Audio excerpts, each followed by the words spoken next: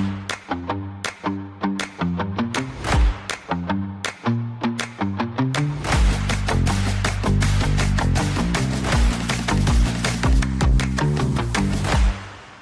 everyone, I'm Sophie Milburn, editor of the MSP Channel Insights portfolio, and I'm joined today by Will from Gamma. This is our second interview, so for anyone that kind of didn't see our first one or doesn't know much about Gamma, could you introduce yourself and a bit about the company?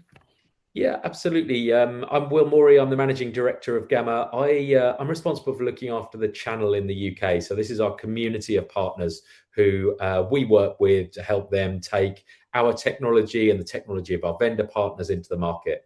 So yeah, so three key areas that we kind of talk about. Firstly, I hate the term, but UCaaS, the Unified Communications as a Service, essentially delivering collaboration and calling technology.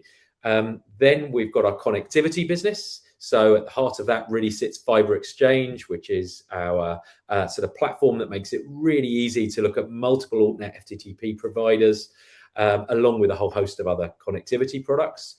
And then lastly, we've got a sort of a pillar of technology that's based around products like cybersecurity, where we can provide insight into activity on the dark web, helping people to get compliant with Cyber Essentials and Cyber Essentials Plus, and increasingly looking at the sort of the exposure around AI and data leakage and some of those areas as well, and also helping people get listed and noticed online. So quite a broad range of products. But the one thing that kind of brings all of them together is they're all dedicated to helping partners, our channel partners, MSPs, be able to provide the right services, the right solutions into an end user community. Amazing, that was a great little intro. And I'm just going to be really nosy and ask, why don't you like the term UCaaS? I have an issue with acronyms and particularly pronounced acronyms. If Right. you're talking to, if you imagine you stopped 100 people in the street and you said, yeah, I do UCaaS. What Yeah. percentage What does that mean? would there be that would actually know? And I think as an industry, particularly in technology, we create way too many barriers between us and normal SME buyers. Yeah. I think we've got to learn to talk in language that they understand. And I sometimes worry that UCaaS creates a barrier between us and the end user because it just sounds a bit confusing, really. Yeah. UCaaS, what does it mean? Yeah, you're so right. Everyone loves an acronym in this industry. But anyway, we can get started with our questions mostly about the Webex launch today. So could you give us a bit of a quick overview of the Webex launch with camera and what kind of makes that rollout stand out compared to other offerings? Yeah, we've been in market now some time with the product live in the market, but actually we started working on that about 9 months before. So because we've got this fantastic community of channel partners that we have really strong and deep relationships with, when we bring a product to market, especially something as important as the WebEx proposition, WebEx for Gamma, what we did is we pre-launched it. So we took it out to that partner community in a relatively raw state. Not everything was perfect and not everything was as we wanted it to be, because we deliberately kept it in a little bit of a fluid state so that we could shape it to how the partners wanted it to be. And so we spent 9 months working with partners and we sold actually thousands of subscriptions during that period. But the best thing was each and every time partners would give us feedback. Yeah, whether it was about the provisioning journey, whether it was about add-on products they required to kind of complete the proposition. So when we actually got to our full launch, we had a relatively rounded product. And what we also had is a really good roadmap of what we continue delivering to make sure that that product could keep growing at a pace and developing at pace to meet the demands of partner community. It's been an absolute success for us from a numbers perspective. We're massively over target, which is always great when you're running Always and good, growing yeah. a business. So we're over target by a huge amount with WebEx, which is great to see.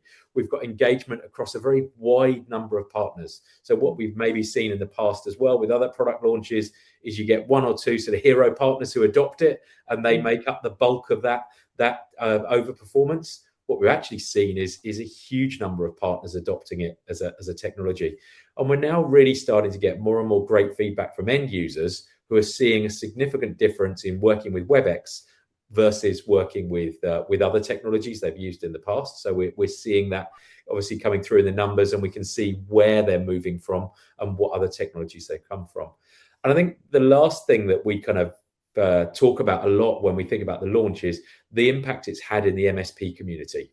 So as we see the more traditional, maybe telco focused reseller shifting towards much more of an MSP model, the Webex proposition is completely tuned to meet that MSP demand. And that, I think, has been a critical shift in what we've seen and why we think this launch has landed quite so well in the market. So many MSPs are looking for platforms that allow them to offer kind of recurring services rather than one-off installments. So how does Webex kind of open up opportunities for MSPs to provide kind of ongoing services?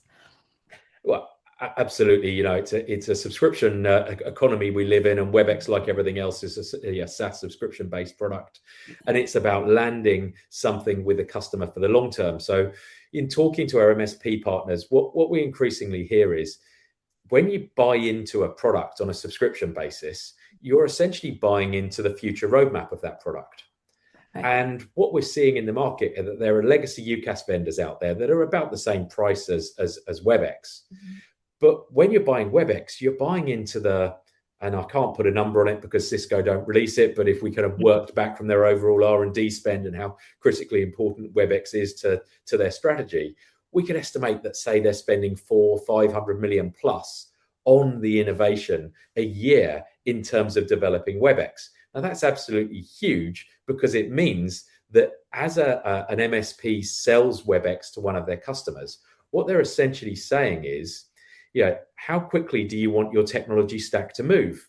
Do you want your technology stack to move at a rapid pace? Because if you do, you need someone who's spending hundreds of millions on R&D because of the AI arms race that's taking place, because of the constantly changing cybersecurity threats that are out there, and just the speed of innovation that's required to win in this sector now. So, we want MSPs to see the opportunity to align their customers with Cisco and the Webex roadmap and Gamma, and say, if you buy into that roadmap, that means you can move your business forward at a rapid kind of velocity rather than maybe a slower pace if you're working with a niche vendor. And that creates that ongoing opportunity to constantly be adding new services and new propositions to the end user. The other thing we hear from MSPs consistently is actually, voice often sits on the periphery to some extent of where their core earnings are. Where their core profitability is about the ongoing support contracts, the professional services projects, the large cloud migration projects they're running. And what they don't want is risk, because a customer doesn't judge an MSP in silos. They judge them on everything. And if they have a voice outage, then that will damage all of that business, and that lucrative £5,000 a month support contract that actually delivers a huge chunk of their profitability has been risked for the sake of adding a product on. And that's why we think it's so important to work with a partner where there's absolute trust, like Gamma, because Gamma have obviously got the relationships in terms of Microsoft and Cisco, where we know they've got the kind of the credibility, the resilience, the reliability, and can deliver a solution that works. But also, and I tend to use this iceberg analogy, the products sit above the waterline to some extent in the iceberg, and that's the bit that everybody looks at. The amazing AI capability, the Webex functionality, or the Teams functionality. But what Gamma provides so much more of is the capability below the waterline, where we provide the resilience, the reliability, the access to support desks, the compliance, the governance, the cybersecurity wraps, and all of these things. That's where the real value sits that Gamma provide in our network. So this thing just doesn't fall over. Yeah. Were there any kind of, I guess, challenges that you came across that you weren't really expecting when launching Webex, or did the kind of way that you implemented it slowly with that partner-led approach kind of help mitigate some of those challenges? I think it did help mitigate them, but absolutely there were challenges there. And what we started to learn very quickly was, around, in fact, the way the portal is administered, because it uses the Cisco Control Hub. It has different access and security settings in. That means that the end user is much more empowered in that journey to give people access into the portal. We've learned quite a lot about how to make that a much more frictionless journey for the end user and the reseller partner. But the other thing that came through really strongly was the sort of ecosystem of products that needs to wrap around Webex to help it work in different verticals and different situations. So we're adding in sort of PCI capability. We've added in Red Cactus as a sort of CRM integration capability.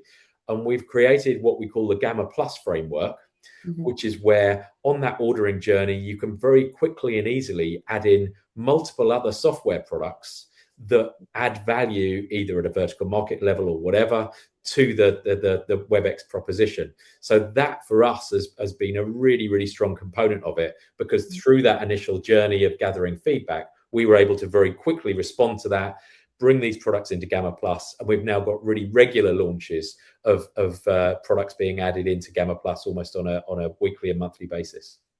Amazing. And that does lead into my next question of what's kind of coming next. What can we kind of get excited about with Gamma and the platform's evolution? What's happening there?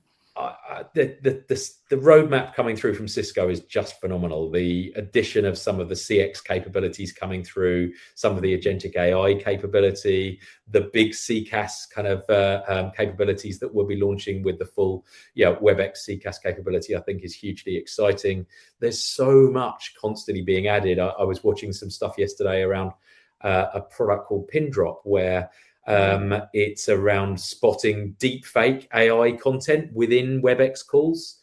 Right. Those kind of things. That when you look at the breadth of capability that Cisco can deliver with the Webex product and the stuff that will genuinely make practical, easy to understand AI use cases adoptable by the SME, I think are absolutely huge. And I think that's where I'm most excited, is some of those AI features coming out over the next few months. Yeah, there's definitely going to be a lot of change. And yeah, like you said, a lot of exciting Yeah. things to come. So I'll be keeping an eye and thank you for your time today. Thank you. Wonderful to see you as always, Sophie. Thank you.